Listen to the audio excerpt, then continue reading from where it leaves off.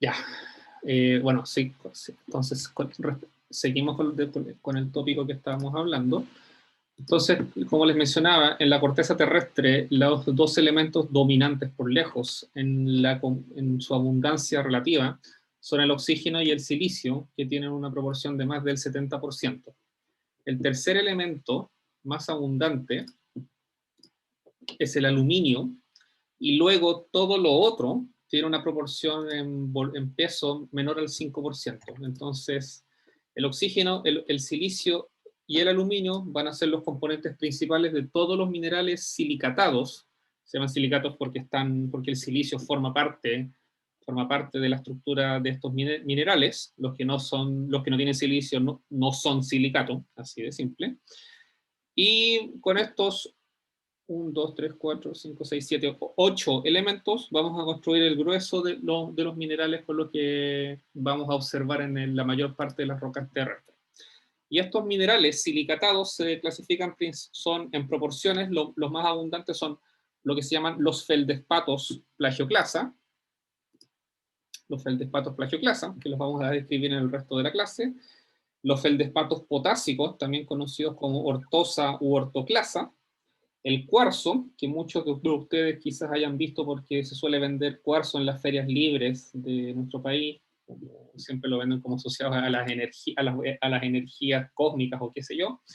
Y luego un conjunto de minerales que son los piroxenos, muy abundantes en rocas volcánicas, los anfíboles, las micas, las arcillas, otro tipo de silicatos, de los cuales hay miles, pero no vamos a entrar en ellos, y muchos minerales, y una pequeña proporción de minerales no silicatados, pero que son muy importantes, como los sulfuros o los minerales con hierro, porque tienen recursos minerales importantes, pero el grueso de lo que vemos está formado por principalmente estos cuatro tipos de minerales. Entonces, afortunadamente, pese a que existen más de 4.000 minerales, 3.500 o 4.000, no recuerdo el número exacto, de minerales, no tenemos que aprendernos los 3.500 o 4.000, a menos que alguien se quiera dedicar específicamente a la mineralogía. A mí no me llama mucho la atención en verdad la mineralogía, pero afortunadamente, sobre todo para ustedes que están empezando la carrera,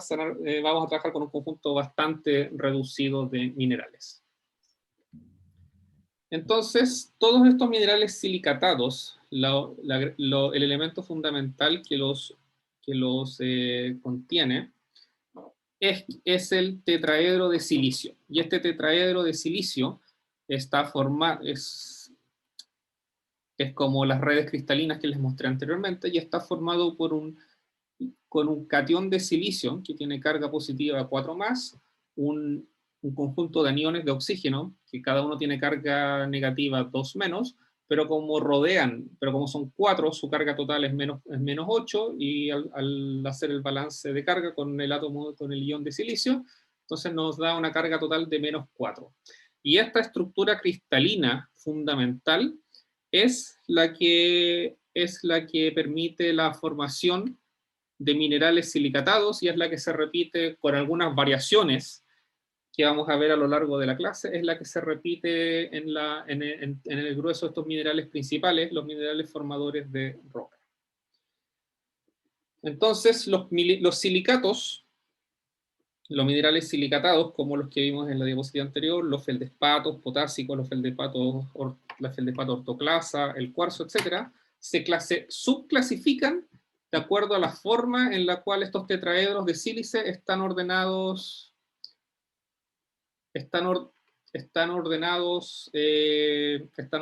entre sí. Y lo otro que es importante mencionar es que los átomos de silicio de dos tetraedros que están juntos entre sí también comparten átomos de oxígeno. Entonces eso también facilita, o no digamos que facilita, pero hace que la combinación de los distintos tetraedros formen redes en 3 dimensiones que pueden ser bastante complejas desde un punto de vista cristalográfico.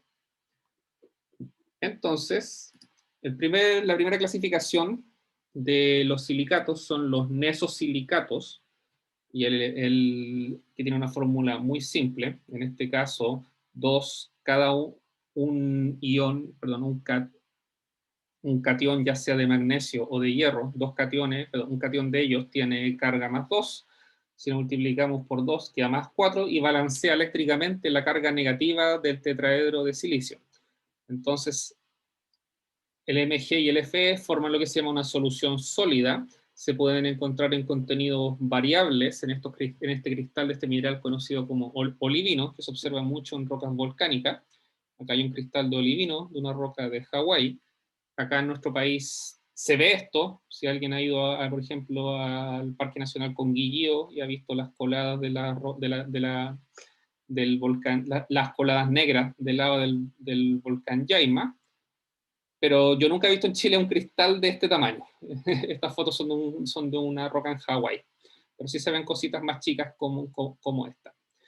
Entonces, desde un punto de vista cristalográfico, los tetraedros de silicio, que se observan acá están 1, 2, 3, 4, son los 4 átomos de oxígeno con un elemento, con un átomo de silicio al medio, están orientados de forma tal que no se comparten, los tetraedros no comparten átomos de oxígeno entre sí, sino que están unidos por proporciones variables de los iones positivos de hierro, perdón, de magnesio y o hierro. En el caso del olivino, en la solución sólida que forman estos elementos, es de forma tal que pueden ser solo átomos de magnesio, solo átomos de hierro o algún conjunto variable de porcentajes de magnesio y de hierro. Acá lo otro que muestra la figura es que estos átomos de silicio, estos tetraedros, pueden estar orientados hacia arriba o hacia abajo, dependiendo se alternan hacia arriba o hacia abajo, de forma tal que un tetraedro orientado hacia arriba está al lado de un ion de magnesio y o hierro, y luego lo sigue un tetraedro orientado hacia abajo.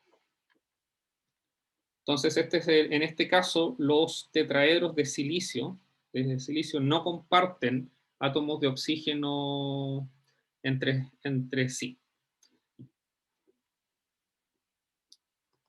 Otro conjunto bastante común de elementos de minerales silicatados son los inosilicatos, de los cuales el mineral formador de roca más común son los piroxenos, y en este caso los inosilicatos son silicatos que están en cadenas simples, donde comparten un oxígeno. Entonces, cada átomo de silicio comparte dos oxígenos, perdón, cada átomo de silicio, como este que está al centro de un tetraedro, o este de acá o este de acá, comparte dos oxígenos con el tetraedro adyacente, como se observa en esta representación esquemática de la estructura tridimensional de los átomos de los tetraedros. Y obtenemos un piroxeno, cuya fórmula es esta que está acá. Nuevamente el magnesio y el hierro forman una solución sólida.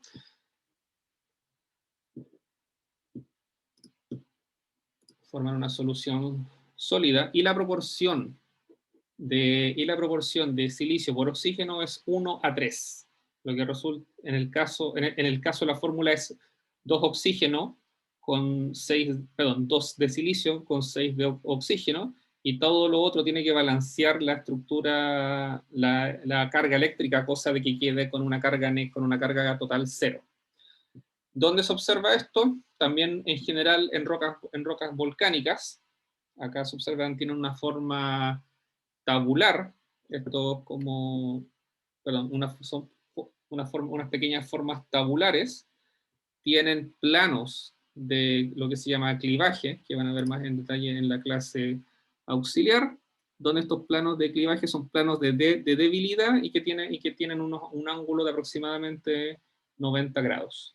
Esto es una roca volcánica que se llama, probablemente esto es una imagen de una andesita, muy similar a las rocas volcánicas que hay en la cordillera al lado de la ciudad de Santiago. Como acá les había mencionado, que estos silicatos se orientan en cadenas simples, también quizás a algunos se les ocurre que pueden haber cadenas más complejas, y efectivamente hay cadenas más complejas, como los inosilicatos de doble cadena. ¿Y qué es una doble cadena? Si recuerdan, una cadena simple, sencillamente conectamos una cadena, dos cadenas simples. Esta es una cadena simple, lo que está abajo es otra cadena simple, y obtenemos un mineral con una estructura cada vez más compleja. Cada vez más compleja. Y en este caso es la hornblenda, que es una anfíbola. Es una anfíbola que en general forma estos cristales más alargados. Estos cristales que están mucho más alargados que los cristales de los piroxenos. Si es por el color, se ven prácticamente iguales, no hay mayor diferencia.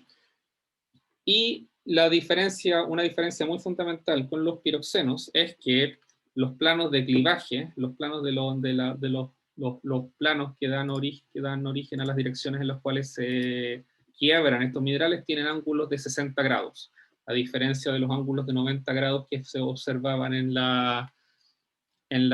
para el caso de los piroxenos. Como estamos, en este caso, desde un punto de vista cristalográfico, dos átomos de silicio, ya sea, por ejemplo, este y este,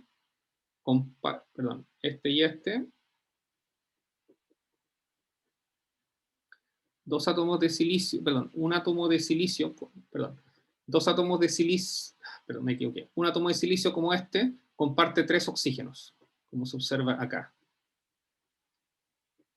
Lo que permite que cada tetraedro esté organizado de una forma tal que la fórmula neta sea aproximadamente SiO3. En este caso, si se fijan, la fórmula es Si8O22, pero acá hay un OH, un ion OH, que es un ion hidróxido, y entonces acá aparecen los 2 oxígenos necesarios para que la proporción entre silicio y oxígeno sea 1:3. En la medida en los cuales, en que si se fijan, si quizás algunos se han fijado que en la medida que uno complejiza la forma en la cual se ordenan los tetraedros de silicio, cada vez empezamos a tener fórmulas químicas mucho más complejas. En este curso no nos vamos a aprender la fórmula química, excepto las cosas más fundamentales, como estas, pero se podrán imaginar que después hay minerales que pueden tener unas fórmulas, no sé, con muchos más elementos químicos, con soluciones sólidas entre muchos más elementos químicos, etc. Entonces, ¿cómo los viéndolo desde un punto de vista cristalográfico más general? Acá es lo que estamos viendo. La diapositiva está en inglés porque lo tomé de un libro en inglés, pero para los que no saben, esto dice vista hacia abajo de una cadena de tetraedros. Entonces tenemos una cadena de tetraedros de una sola cadena para los piroxenos y de doble cadena para las anfíbolas. Entonces, si ahora los vemos en vista paralela, acá tenemos una vista de cómo se ordenan las cadenas de los tetraedros, de los tetraedros simples y de los tetraedros dobles. Y vemos que en los tetraedros simples tenemos que estas cadenas se repiten, pero la repetición la repetición hacia arriba está dada porque distintos cationes se alternan para unir las cadenas simples. En el caso de las cadenas dobles, como son más complicadas, podemos incorporar muchos más cationes de otros elementos químicos. Entonces, acá vemos que en la medida que incorporamos más y más y más y más cadenas, pues tenemos espacio para introducir cada vez más cationes distintos, con distintas cargas eléctricas, distintos radios iónicos, que acá también se muestra en forma esquemática. Este tiene un radio iónico más grande que lo que se observan acá, y por lo tanto podemos formar minerales con estructuras cada vez más complejas, ya sea desde un punto de vista cristalográfico, lo que va de la mano desde un punto de vista químico. El otro tipo de cadena, la antepenúltima cadena que vamos a mencionar, son la de los tectosilicatos. Y en los tectosilicatos lo que tienen, como se observa en la figura de la derecha, tenemos nuestro tetraedro de silicio, y en este caso los tetraedros de silicio están conectados, comparten átomos de oxígeno y están conectados entre sí. Y la proporción, en el caso del cuarzo, que es uno de los minerales más comunes que se observan en la superficie de la Tierra, la fórmula química es SiO2. Pese a que tenemos nuestros tetraedros de SiO4, pero como se comparten los átomos de oxígeno, entonces se reduce la proporción total de oxígeno respecto al silicio. A diferencia de otros elementos, de otros silicatos, el cuarzo no contiene cationes de ningún tipo, sino que es solamente el silicio y el oxígeno, que como les dije antes, son como el 73% de los elementos que existen en la corteza terrestre. Espérenme un minuto, por favor. Espérenme un minuto.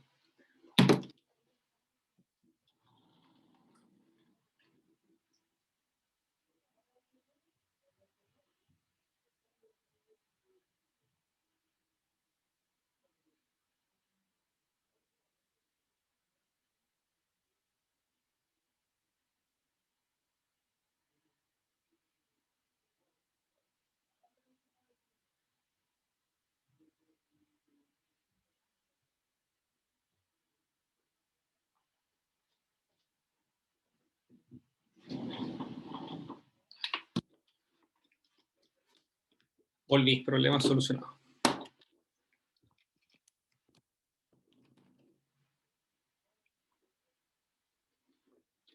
Ahora sí.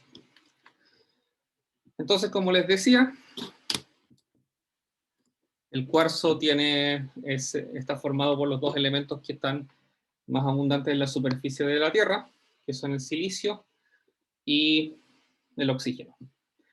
Y es un elemento que, como sospechan, es muy común en todo tipo, en general, en muchas de las rocas que uno observa, sobre todo en las rocas volcánicas o en las rocas ígneas que vamos a clasificar y a describir en las clases siguientes.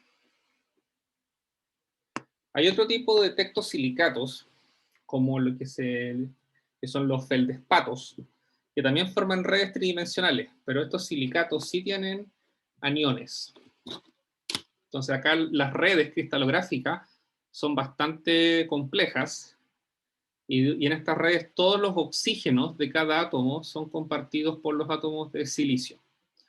La proporción de silicio y oxígeno, en el caso de los feldespatos que se clasifican de dos tipos, ya sean potásicos o plagioclasa, es de 1 a 4.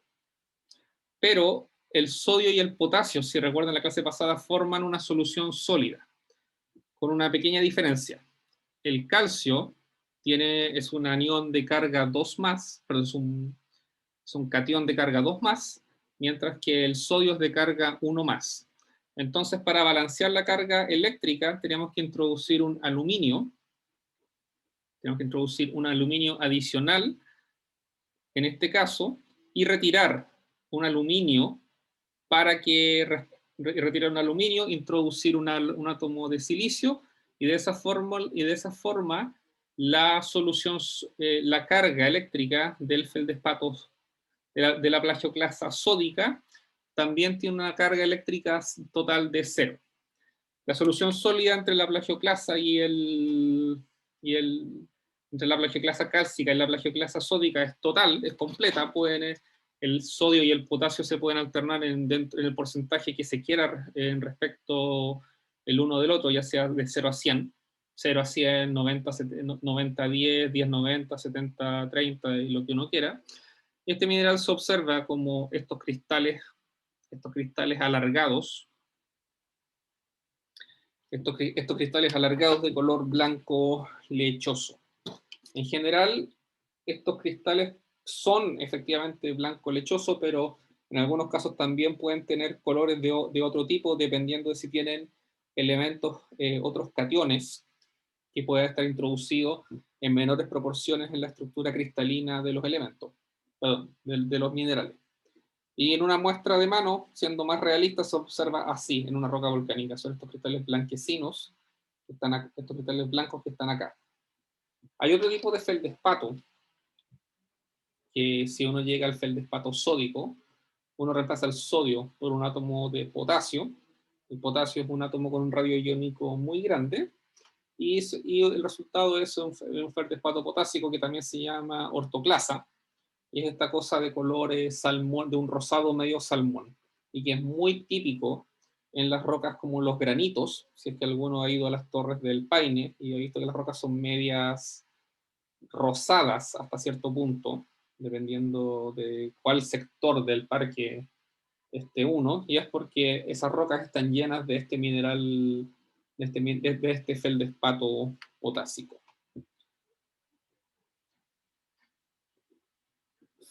Bueno,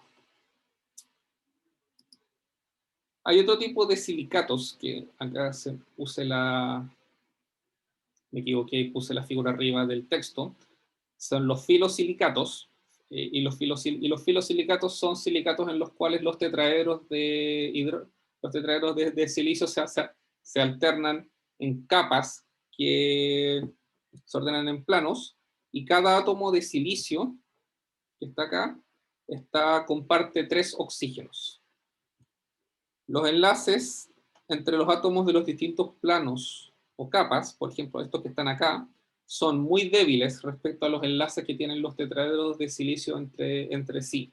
Y el resultado práctico de eso es que los minerales que son filosilicatos, como la muscovita o la biotita, que son las micas que se observan acá en esta foto, tienen esta estructura de capa y se pueden exfoliar. Uno puede sacar las capas de las micas muy fácilmente entre sí. Y esto también es un mineral que es relativamente abundante, que no es tan abundante, pero aún así es común encontrarse con cristales pequeños de muscovita y o de biotita, cuando uno en las mismas rocas como donde está el feldespato potásico, que son los granitos. Y lo vamos a ver más adelante cuando entremos ya de lleno en las clases de procesos ígneos. Hay otro tipo de silicatos, como son los ciclosilicatos, en los cuales los tetraedros ya no se forman redes, ya no son solamente redes de capas que se alternan, sino que acá forman anillos como este. Y en el interior de los anillos están los aniones, perdón, los cationes, como en este caso de berilo, porque forman los cationes de aluminio o de Be, que forman el berilo, que es este cristal bien bonito que se observa acá en la figura. Esto yo nunca he visto un cristal de berilo en la naturaleza, así que estas son cosas que sí que no son comunes de observar, a menos que uno esté quizás en un yacimiento donde hay berilo, pero si uno está caminando, por ejemplo, en la cordillera de Santiago, uno no va a encontrar esto en una muestra en las rocas, a diferencia de un cristal de plagioclasa. A diferencia de un cristal de plagioclasa o un cristal de cuarzo. Ahora, bueno, con esto hemos visto en general cuáles son los silicatos, que son los tipos de silicatos que forman el grueso, o sea, perdón, todos los minerales que forman todos los minerales formadores de roca. Hay otros silicatos, hay otros tipos de silicatos, pero como no se observan comúnmente, no los vamos a tomar a mencionar en este curso. Otro tipo de elementos químicos comunes, perdón, de minerales comunes son los carbonatos, en los cuales el anión carbonato, que es el CO3, que tiene carga 2 menos, se junta con un calcio y forma un mineral extraordinariamente común que se llama calcita. Y la calcita es el mineral más importante en las rocas sedimentarias, que son las rocas que se forman en la superficie de la Tierra por procesos de transporte y compactación de sedimentos. Y también forman parte importante de las conchas de muchos moluscos y también de los corales. Entonces es un mineral muy importante. Hay otro mineral que es un carbonato, que es el aragonito, que tiene la misma fórmula química que la calcita, CaCO3, pero su estructura cristalina es completamente distinta a la de la calcita. Y si se fijan acá, no hay silicio. Entonces esto no es un silicato, es un carbonato, es una cosa completamente distinta. Es en general soluble en agua y efervesce con ácido. Entonces si uno le echa ácido nítrico bien diluido, que es una cosa que se hace en terreno, y de hecho a mí me tocó, tenía que discriminar un carbonato de un material silicificado, y en la muestra de mano se veían casi iguales, así que hace un par de semanas, así que la solución fue echarle un poquito de ácido nítrico muy diluido. Cuando uno le echa ácido, efervesce, porque el ion carbonato se disocia del catión calcio y libera dióxido de carbono. Entonces, si uno le echa ácido nítrico, ácido diluido, esta cosa efervesce. Y así diferencia uno los carbonatos. El indicador más fundamental es echarle ácido y también que se raya, porque es un mineral muy débil. Entonces uno lo puede rayar perfectamente con un cuchillo. Entonces quizás estas fracturas que están acá son por la raya con un cuchillo u otra cosa. Y también hay cosas como los carbonatos, también pueden formar carbonatos. Un carbonato pues, que es importante es el carbonato de litio, y los carbonatos de litio son los que se encuentran en el salar de Atacama, que es de donde se saca el litio que se utiliza para hacer las baterías de los computadores y los autos eléctricos, entre otras aplicaciones. Otro tipo de mineral bien frecuente son mineral no silicatados, son los óxidos, donde un catión metálico se conecta con aniones de oxígeno. Y acá tenemos algunos ejemplos como la magnetita, que es hierro con oxígeno, este mineral que está acá, la hematita, que es esta cosa en rojo que está acá, y el rutilo. La magnetita y la hematita solo tienen hierro y oxígeno, mientras que el rutilo es titanio con oxígeno. La magnetita y la hematita son minerales bastante frecuentes, que no silicatados, que uno observa en las rocas. De hecho, uno puede ir a las playas y puede tomar arena y le puede poner un imán a la arena y uno va a ver que hay pequeños granos de magnetita que se unen al imán, porque el mineral, como dice el nombre, es magnético. La hematita es un mineral importante que se forma cuando muchas rocas, cuando muchos minerales que se forman en condiciones de alta temperatura entran en contacto con la atmósfera y con el agua y se empiezan a disociar químicamente. Entonces es una cosa que se observa también bastante frecuentemente en la superficie de la Tierra.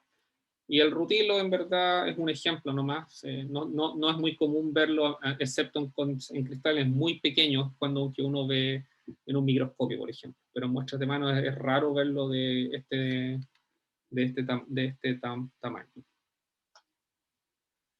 Otros minerales importantes son los sulfuros, que como dice el nombre, tienen el ion sulfuro, que es el azufre positivo, y es sencillamente azufre. Entonces el azufre es una cosa que, para los que hayan estado en volcanes, que huelen como a huevo podrido, ese es el olor del azufre nativo. Y los sulfuros son importantes porque forman minerales como la pirita, la calcopirita o la molibdenita, que se utilizan para sacar minerales de elementos metálicos, como la molibdenita, que es como el molibdeno. Esto es un cristal de pirita. Esto creo que es de molibdenita, perdón, este es de pirita, este es de calcopirita, y este creo que es de molibdenita. Y se encuentran frecuentemente en los yacimientos de cobre. Esto no es oro, para los que creen que puede ser que se parece al oro, pero no se parece, bueno, cuando uno es geólogo se da cuenta que no es la misma cosa. Entonces, estos minerales son comunes para obtener elementos metálicos de uso comercial o industrial, como la calcopirita, que tiene cobre. Entonces, es una mena de cobre. Hay muchos otros sulfuros que tienen cobre en proporciones más altas, como la bornita o la cobalina, pero en general se encuentran de la mano de la calcopírita. la calcopirita. Finalmente tenemos otro tipo de minerales, como los cloruros, que dan origen al cloruro de sodio, que es la sal, que se observa en muchas de las costras de los salares. Los sulfatos, que están dados por una combinación de la misma proporción de silicio, de azufre y oxígeno, ese O4 que tienen los tetraedros de silicio, también tiene carga 2 negativa, y forma estos cristales espectaculares de yeso. Y estos son de verdad, es una mina creo que en México, y el yeso es un mineral que se raya también muy fácilmente. Y también hay cosas como el nitrato de potasio, que creo que es este cristal, el nitrato de potasio. Entonces, ¿de qué sirve?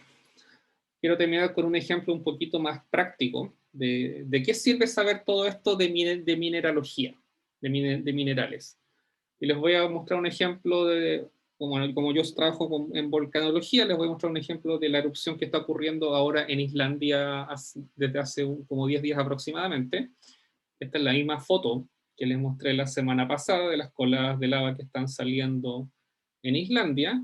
Esta es una foto desde el frente de la colada de lava, y cuando esta cosa se enfría, va a formar esta roca volcánica que se llama basalto, que tiene cristales de plagioclasa, que son estos cristales blanquitos que están acá chicos, y estos cristales de olivino. Y uno, cuando toma un cristal de olivino, puede obtener información muy importante respecto a cómo puede iniciarse una erupción como esta. Entonces, haciendo un adelanto de lo que es la clase de volcanología, los volcanólogos sabemos que a algunos kilómetros de profundidad bajo un volcán hay magma, hay roca fundida, y un cristal muy común que se observa dentro de los magmas de la roca fundida es el que puede estar como cristal sólido dentro de una masa de roca fundida, y es nuestro cristal de olivino. Y nuestro cristal de olivino tiene en este caso una composición solamente de magnesio. Cuando uno inyecta magma, en este momento vamos a asumir que se inyectó, después vamos a ver más adelante por qué se inyecta. Cuando uno inyecta magma, que es lo que está en rojo, este magma puede tener una composición química distinta. Y al tener una composición química distinta, el cristal de olivino va a interactuar químicamente con este otro magma y va a empezar a cambiar, a reequilibrar el contenido de magnesio que tiene en su superficie. Y por ejemplo, se va a formar un anillo que tiene magnesio, que tiene un contenido bajo de magnesio. Y por un proceso de difusión química, exactamente análogo al de la difusión del calor, que algunos que aprendieron en los cursos de plan común, el contenido de magnesio se va a reequilibrar químicamente con el contenido del halo que tiene poco magnesio. Y eso es lo que se observa en esta curva que se observa a la derecha. Entonces, podemos tomar nuestro cristal de olivino, podemos medir con un instrumento que se llama una microsonda electrónica que cuesta, no sé, $1 millón. Es un instrumento científico extraordinariamente sofisticado. Podemos medir con esta microsonda el perfil del contenido de magnesio hacia la zona que tiene poco magnesio, y después podemos hacer un modelo utilizando la ecuación de difusión, que como les dije es la misma ecuación del calor, tiene la misma forma, las mismas soluciones matemáticas, y podemos modelar y estimar cuánto tiempo ha pasado desde que el cristal de olivino, que tenía su composición rica en magnesio, se le formó este halo pobre en magnesio, y en cuánto tiempo se reequilibró químicamente el halo del cristal con el núcleo del cristal. Y ese tiempo, que pueden ser, como muestra esta figura, tenemos un gráfico de temperatura, nos da un tiempo, y dependiendo del elemento que se esté reequilibrando, podemos obtener un tiempo que puede ser entre 10 días a 3 años a 300 años. Entonces, si estas rocas que están saliendo eruptan en la superficie, midiendo el perfil de difusión de nuestro cristal de olivino con respecto a algún elemento, podemos determinar cuánto tiempo antes se inyectó otra roca fundida y quizás con eso tratar de entender cuáles son las condiciones que nos permiten gatillar una erupción volcánica. Entonces, la mineralogía sirve para entender los procesos mucho más complejos que ocurren en la superficie de la Tierra. No es la única forma, obviamente, pero es una de las formas más tradicionales con las cuales trabajamos los geólogos. Y para los que les interese la volcanología, no sé si no, esto es una invitación solamente, no es obligación escuchar el programa ni nada. Mañana voy a estar hablando en la radio de la Universidad de Chile, en el programa Rocadictos, que organizan académicos del Departamento de Geología. Voy a estar hablando de a lo que me dedico, que es el estudio de los volcanes desde el espacio, utilizando imágenes satelitales. Así que están cordialmente invitados si quieren escuchar y saber a qué me dedico en mi línea de investigación. Pero les recuerdo, no es obligatorio. No es obligatorio. Entonces, con esto termino la clase. El estudiante que me hizo la pregunta sobre el campo laboral la voy a responder después de las preguntas de la clase misma. Así que con esto termino. ¿Tienen preguntas? Yo creo que sí.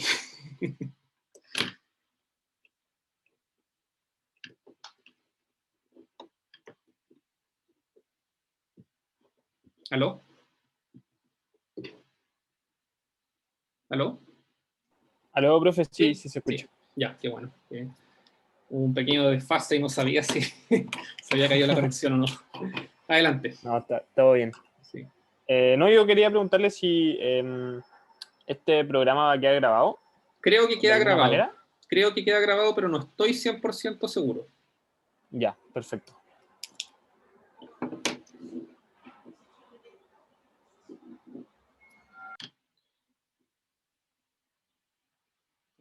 ¿Alguna otra pregunta?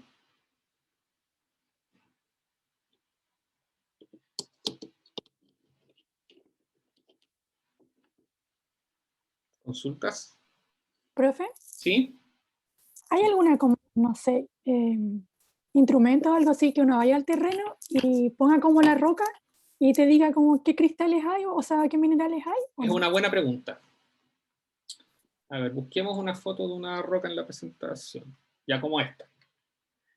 En general, cuando uno identifica los minerales en terreno, que es algo que se hace en la clase auxiliar de este ramo, cuando es presencial, pero en este momento los estudiantes están haciendo esfuerzos importantes para ver cómo reemplazamos eso, uno la identificación que hace de los minerales la hace en base a criterios muy simples, como el color, la raya, el color que tiene la raya, la dureza del mineral cuando uno lo raya, ya sea con un cuchillo, con un rallador, si es que uno le echa ácido, un poquito de ácido, etc. Pero obviamente, como son criterios muy simples, uno no puede discriminar muchos minerales de otros. Entonces, la forma exacta de poder diferenciarlo es con un instrumento de laboratorio, ya sea una microsonda electrónica, un difractómetro de rayos X, etc. Y por lo tanto, esos instrumentos no son de terreno. Entonces, ¿qué es lo que hace? El único instrumento de terreno que yo conozco, que uno puede utilizar en un terreno, que es una cosa que uno se puede echar en una mochila y caminar, hay un tipo especial de espectrómetros que miden el espectro de reflectancia de radiación electromagnética. Entonces, uno envía una señal a un mineral o a una roca y la señal que es de vuelta tiene una forma característica y estos espectrómetros pueden medir eso. Entonces, esa forma se puede trabajar en terreno, pero en verdad, como los minerales que uno ve, a menos que uno esté medido dentro de un yacimiento de cobre o de lo que sea, uno en verdad ve tan poco, los minerales que uno ve de verdad son tan pocos, no más de 10, que con los criterios prácticos de rayar, de ver un poco el color, de ver la textura, uno puede identificar prácticamente todas las cosas que uno necesita, excepto a menos que uno esté trabajando en mineralogía.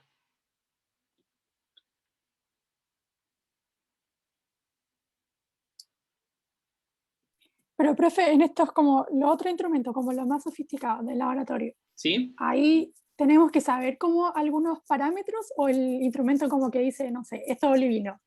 Están calibrados, o sea, cada mineral uno mide, dependiendo de lo que mide el instrumento, uno mide minerales que ya conoce su composición o ya sabe lo que son y le mide el parámetro que mide el instrumento. Entonces después uno toma una muestra de otro mineral y lo compara con ese. Entonces ahí le indica si sí o si no. El más común es el difractómetro de rayos X, porque es un instrumento, bueno, los rayos X se conocen hace más de 100 años, y dentro de todo es el más económico respecto a otras cosas. Ya. Gracias. De nada. Bueno, hay gente que hace sus carreras completas trabajando con estos instrumentos. O sea, uno puede hacer una tesis doctoral en difractometría de rayos X o en el uso de microsonda electrónica para estudiar muscovitas. Así que son cosas que pueden ser de un nivel de complejidad que da para hacer una carrera científica o incluso laboral. Profe, ¿Sí? con respecto a lo último de la clase, ¿Sí? lo que es como eso de este equipo como súper sofisticado, La permitiría, microsonda. Ese que sí, está ahí, ¿sí? ese permitiría como saber hace cuánto se inyectó Sí, esa roca fundida. sí, Perdón. exactamente. Eso es lo que Ya. sí. Entonces uno mide el perfil, es una combinación de cosas. Uno mide el perfil en el cristal de olivino, uno mide el perfil de concentración de magnesio en este caso. Eso lo mide con el instrumento. Pero después uno tiene que hacer un modelo. Cuando uno resuelve la ecuación de difusión, que las soluciones están bien conocidas para los casos relevantes, que es la ecuación en una dimensión, uno tiene, la ecuación depende de algunos parámetros, como algunas constantes de tiempo y otras cosas. Entonces, cuando uno ajusta la solución de esta ecuación a el perfil que uno mide, eso uno lo puede hacer programando en MATLAB, o en Python, o en el lenguaje que uno quiera, o incluso en Excel, el tiempo que te da se interpreta como el tiempo en el cual se inyectó esta roca, este material fundido que cambió la composición del olivino. Entonces, tanto lo que uno mide con el instrumento como el modelo que uno realiza resolviendo la ecuación de difusión. Perfecto. Ya, bacán. Muchas gracias, profe. De nada. También esto es una cosa en la cual uno puede hacer carreras científicas completas. Sí, me imagino. Sí.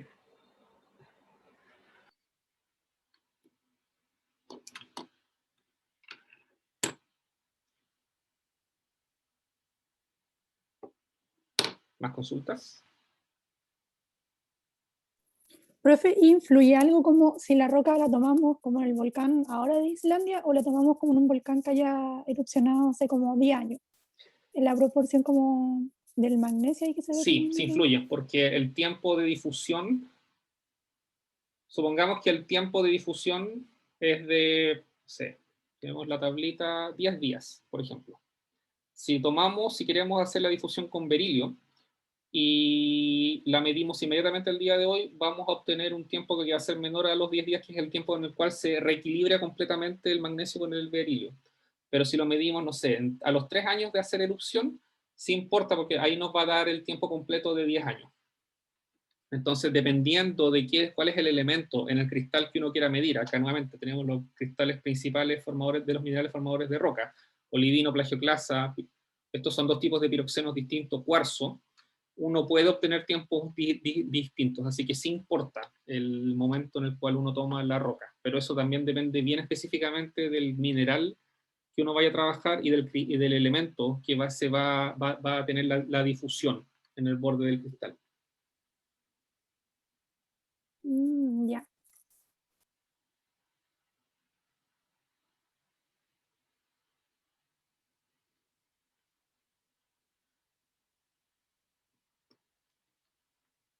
¿Más consultas?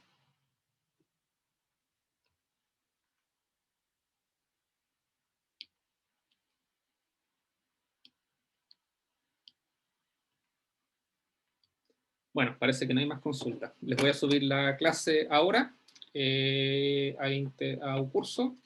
Nos vemos entonces en la clase nos vemos el jueves entonces a las 12 de la tarde. Que tengan una buena tarde y eso. Así que nos vemos el jueves. Muchas gracias, profe. Buenas Gracias, profe. Chao. Hasta luego, que estén ¿Profe? bien. Ah, ¿sí? ¿Aló? ¿Sí? Que tenía que hacer la pregunta. Ah, se me olvidó, Campo. perdón. Se me olvidó, perdón. Perdón, Rodrigo, gracias por recordarme, se me había olvidado completamente. Ya. Entonces, ¿cómo era la pregunta? decía que en base a su experiencia, uno cuando sale a trabajar como geólogo geofísico es mucho lo que está fuera de su casa. Es que lo pregunto más para saber si dificulta la vida en familia o se puede Ya. sobrellevar de alguna manera. Ya, espera un poco. Déjame ver si- espera un poquito. La verdad es que al día de hoy, a ver, uno tiene la caricatura de que, no sé si la caricatura es la palabra exacta, pero como la percepción a priori de que cuando uno estudia geología y o geofísica, pasa todo el día en terreno. Y está todo el día caminando en el desierto, buscando piedras, haciendo un mapa geológico, o si es un geofísico moviendo cables o enterrando sensores de algún instrumento para buscar un yacimiento. Y la verdad es que efectivamente hay trabajos en los cuales el tiempo que uno pasa en terreno es alto, pero hay un montón de trabajos en geología y en geofísica en los cuales uno no pasa mucho tiempo en terreno. Entonces, los extremos son, si uno trabaja para el Servicio Nacional de Geología y Minería, el grueso de lo que hacen es cartografía geológica, o sea, solo mapas de los distintos tipos de rocas que uno observa en una zona geográfica. Y para hacer ese tipo de trabajo, efectivamente tienes que pasar mucho tiempo en terreno. Pero la gente que hace eso es muy poca respecto al porcentaje de la gente que trabaja en geología.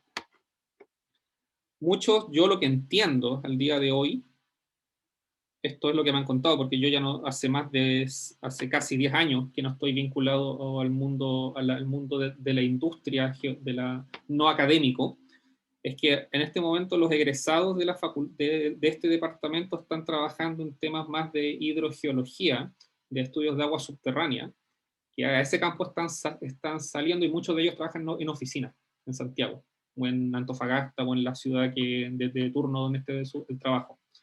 Pero y que no van mucho a terreno, entonces es muy variable cuánto tienes que ir a terreno dependiendo de tu trabajo, del trabajo de geología que decidas. Incluso si trabajas en una mina, por ejemplo en Chuquicamata, en alguna de las minas que hay cerca de Calama, está lleno, Spencer, Radomiro Tomic, Gaby, la gente vuelve a la ciudad en las tardes. Y hay gente, de hecho, que trabaja con turnos de, por ejemplo, de 7x7, está una semana en su casa, una semana trabajando con un horario un poco intenso de 8 a 8. Entonces, en verdad, hay trabajos para todos los gustos en términos de jornada laboral. Tengo un amigo mío que es geofísico, que trabaja para Sokimich, para la empresa que maneja la explotación de litio en el Salar de Atacama, y él ya tiene un cargo de geofísico senior. Y en el primer año de su trabajo me contó que tuvo que pasar, no sé, fue 30 veces a Calama en avión para ir al Salar de Atacama por algunos días, y eso era toda la semana. Entonces es muy variable, dependiendo del trabajo, si vas a pasar mucho tiempo en terreno o no. Pero en verdad lo bueno es que yo diría que hay una gran cantidad de trabajos en los cuales no es necesario pasar muchísimo tiempo en terreno o no. Así que si la pregunta apunta hacia si elegir este rubro respecto a si vas a pasar mucho tiempo en terreno y si eso puede complicar tu vida laboral, yo creo que no es la pregunta, yo creo que da lo mismo. O sea, yo creo que si estudias geología y geofísica puedes perfectamente encontrar un trabajo en el cual estés la mayor parte del tiempo en una oficina y te toque ir a terreno, no sé, una semana cada 2 meses, por decir algo. Perfectamente posible. Así que no lo veas como una limitación. Más bien, piensa si te gusta el tema, las cosas en las que uno trabaja, las cosas que uno estudia. Eso es mucho más importante respecto a si uno va a ir a terreno o no. Y si va a pasar 2 meses metido en la mitad del desierto de Atacama buscando minerales o haciendo una carta geológica. Hay trabajos para todos los gustos, así que no lo veas como una limitación. Vale, muchas gracias, profe. De nada. En todo caso, también en este momento, al estar tomando el primer curso, puede ser como... Primero, ve si te gusta la disciplina, la geología o la geofísica, y de ahí evalúa si el terreno puede ser el tipo de trabajo al cual quieres aspirar. Así que eso. Vale. Bueno, con esto terminamos. Nos vemos el